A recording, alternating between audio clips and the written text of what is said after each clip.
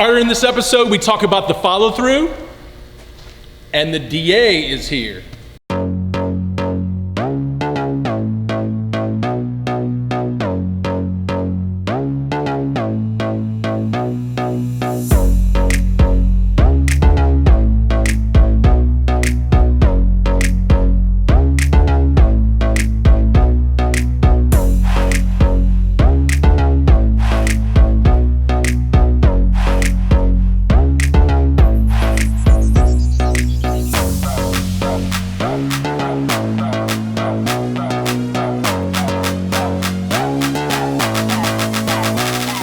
All right, Brent Porser here, the @TopVelocity #PitchingTips show, and I've got the legendary David Aardsma, Mr.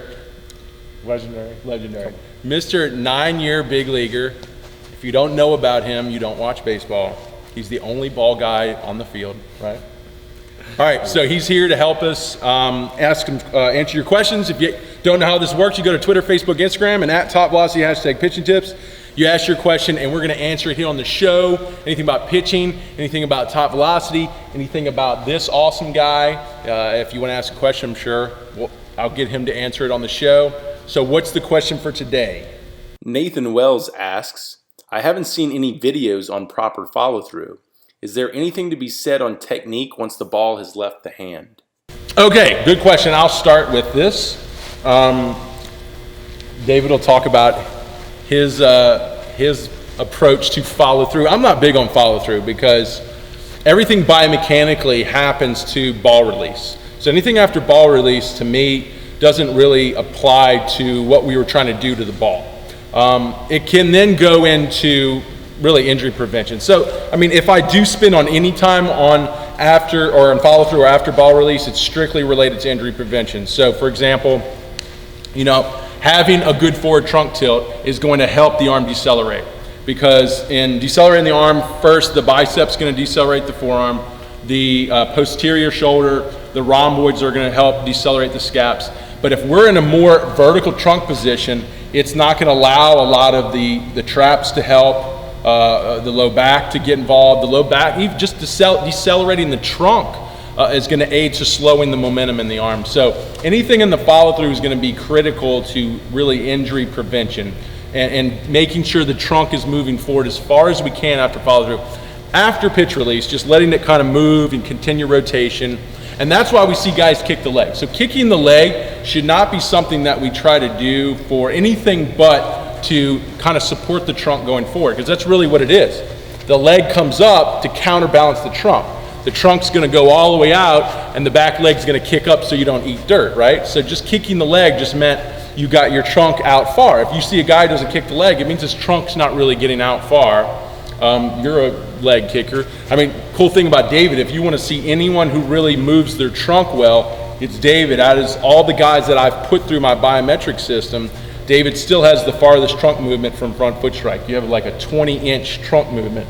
And the average is probably in big league ball is probably 15. So you go 5 inches farther, which my theory says that's why I think you have such good movement on your ball staying up, is because you put so much behind it and such a late release and such a linear release in the ball. I think you get a good kind of spin rate out of it. Yeah. You don't know your spin rate. I don't know my spin rate, but I'm sure it's. I bet your spin rate is really good. Yeah. I mean, all the good spin rates generally have rise on the ball. You have a late jump on it. For me, I know growing up, I was always, my idea with follow through. A lot of pitching coaches talk about follow through as an important part of the mechanics, but it really doesn't matter. The follow through is just a reaction to what you did before. So it's putting yourself in the right position, throwing the right release point, getting your body out front, behind your front leg with a good kickback, and then the follow through is let your body just react to it.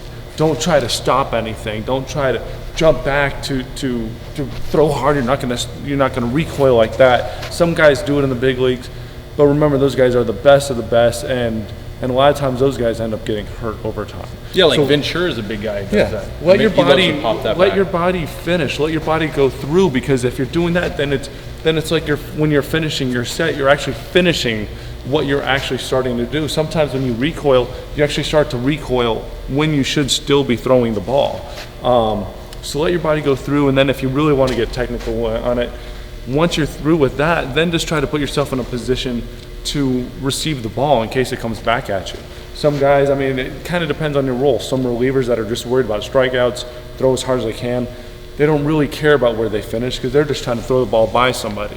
But a lot of starters need to be prepared to cover first or be ready for the ground ball over there. If you're finishing and you're twisting like this, you know, say Rodney or something, you're giving up a base hit every time if they bunt it. So it's let your body go straight through the plate, and then just as you finish, then just try to be in a right position. But don't necessarily worry about the follow through.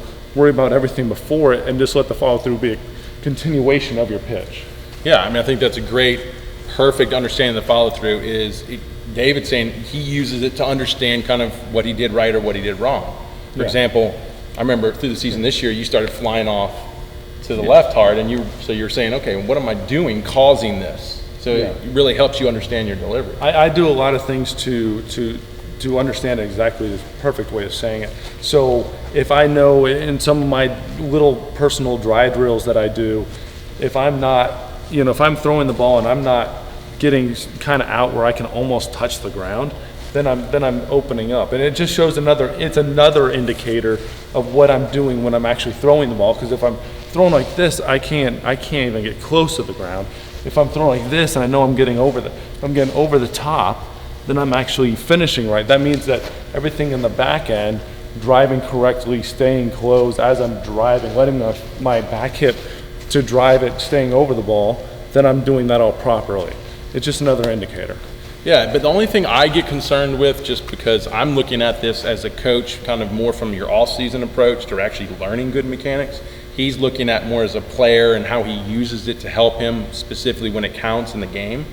That if you're just coming to learning good biomechanics and you're trying to improve yourself, if you're using your follow-through or using your follow-through to coach yourself up front, sometimes it can be a negative, because a lot of times when we think follow-through or what I want to do in a follow-through, sometimes we just want to go right to it, right? We want to go right to pitch release, and we skip all the important things like hip to shoulder separation, back leg drive. So I feel like be careful with using your follow-through, because it can sometimes distract you from all the things that we have to do first before we get there. Yeah, absolutely, and I understand what that follow through might necessarily mean on the very back first thing that I'm doing. That very first thing. You know how it all connects. It's important to understand how it all connects. The very first thing I do, how I even set, might affect my follow through. So it's not necessarily where my arm is, not necessarily where I'm finished, but it might be actually my toe, like as my foot turned the right way.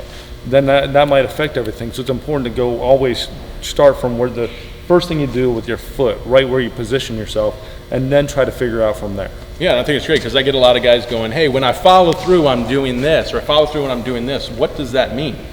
Well, obviously you need to learn all the steps before that. So, I mean, that's fine, you're saying it to me, but your follow through is never going to help you if you had no understanding of what got you there, right? Yeah. So the only thing is you have to start from the beginning and learn everything that's supposed to get there, and then you'll understand how you have to follow through, and then when you go the wrong direction, what occurred to go wrong. So don't use the follow through up front. It's something you got to learn the delivery first, and then the follow through just help you correct it and adjust it as you understand it all.